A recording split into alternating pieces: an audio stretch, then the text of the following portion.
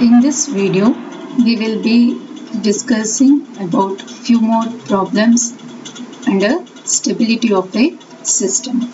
So now we have a system in this which is having a forward path gain k divided by s into s square plus s plus 1 into s plus 4. We need to determine the range of k. K is unknown. Determine the range of k for which the system is stable. So we have this y of s by r of s is equal to k by s into s square plus s plus 1 plus k. Now here the gain is 1. The gain is 1. So our transfer function is of the form y of s by r of s, y of s by r of s is equal to, if this is g and if this is h,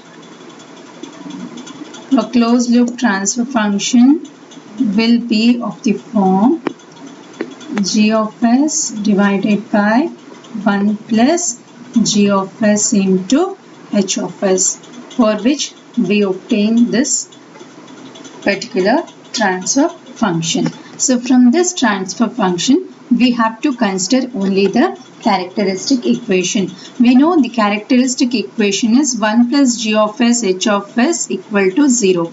So our characteristic equation is s into s square plus s plus 1 into s plus 4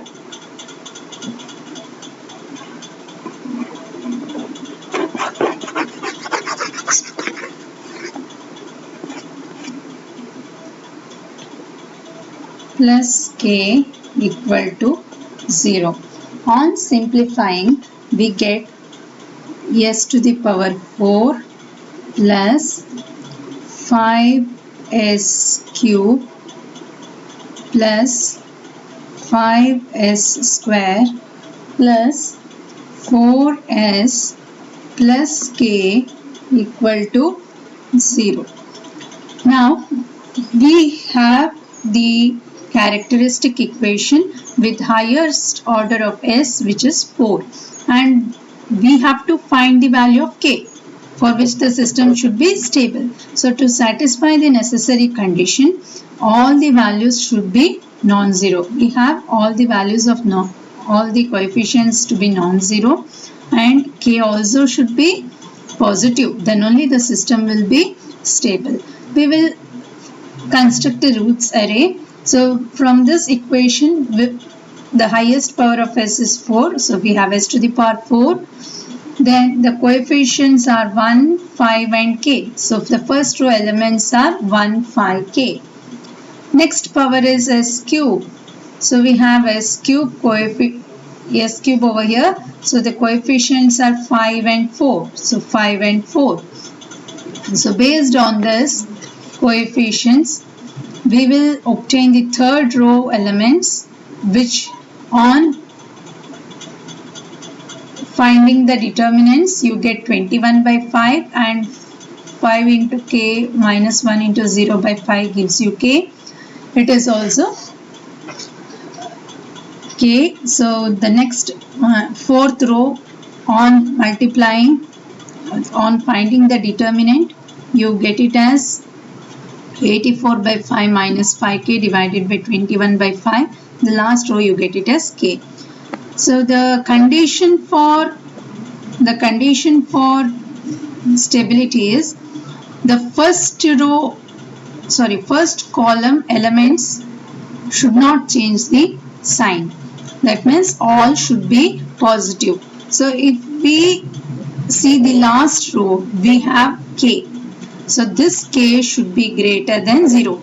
It should be a positive number which is non-zero. So k greater than 0. Then we have the s power 1 row elements as 84 by 5 minus 5k divided by 21 by 5. This also should be positive. This also should be greater than 0. That means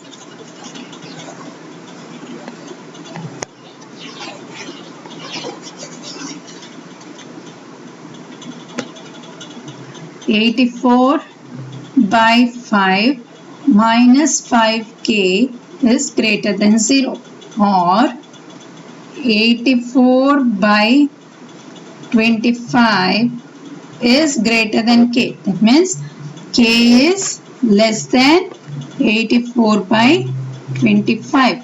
So our k value should be greater than 0 and it should be less than 84 by 25. So our range of k, the range of k lies between, so k value should be greater than 0 but it should be less than 84 by 25. So this is our range of k. If they ask you to find the roots, okay, so if they ask you to find the oscillation of frequency, we have to find the roots. So to find the roots, we consider, we substitute 84 by 25. It should be greater than 0 and less than 84 by 25. So if we take k is equal to 84 by 25 and substitute in this particular row, we get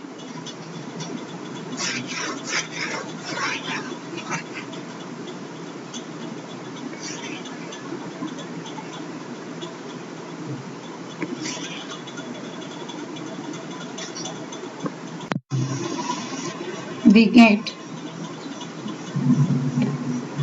21 by 5 s square plus 84 by 25 equal to 0. So this is your auxiliary equation.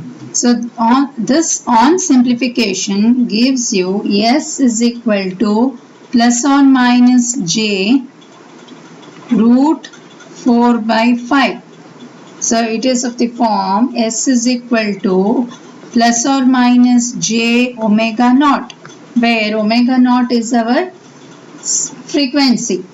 So on comparing we get omega naught is equal to root 4 by 5 radians per second. So sustained oscillation frequency is root 4 by 5 radians per second. Next we will move on to the relative stability analysis of a system.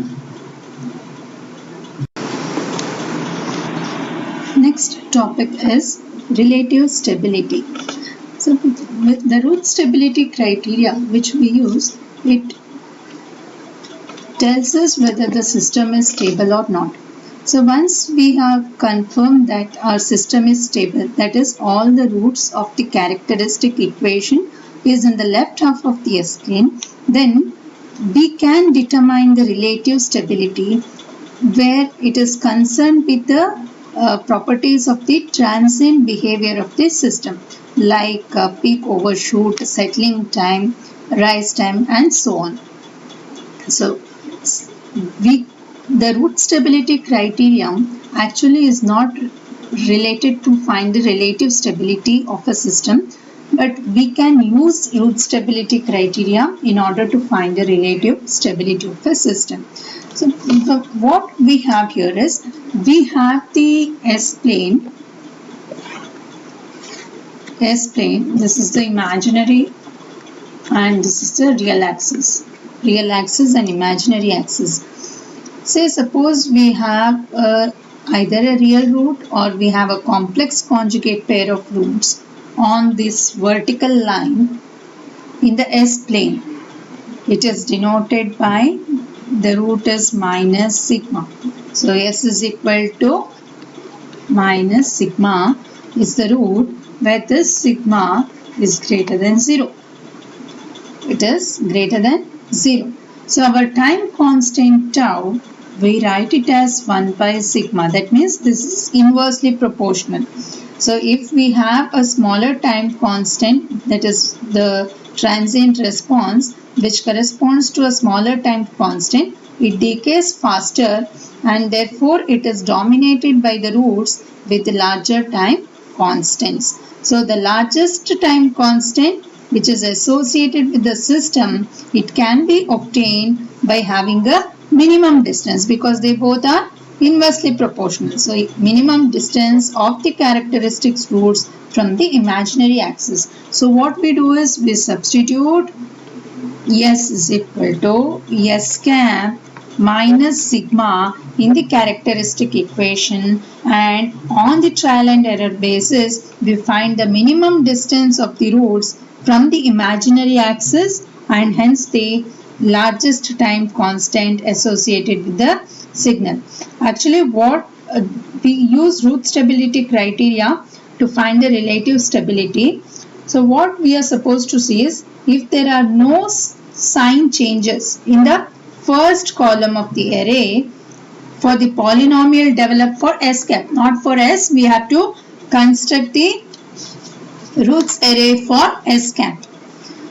Then if there is no change in the roots array constructed using S cap, it implies that all the roots of the original equation, characteristic equation, are more negative than minus sigma. So they are more negative compared to your origins, more negative than minus sigma. We will have an example. We will understand it better. So we will consider a characteristic equation S cube plus 7s square plus 25s plus 39 equal to 0. Now we have to, if you observe the system, if you construct the roots array and if you observe the stability of a system, we will find the system is stable because the first column all signs are positive.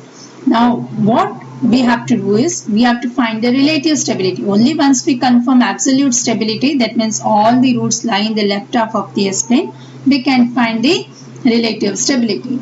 So to find the relative stability, we will check whether, for this particular question, we will check if all the roots of this equation have real parts which is more negative than minus 1.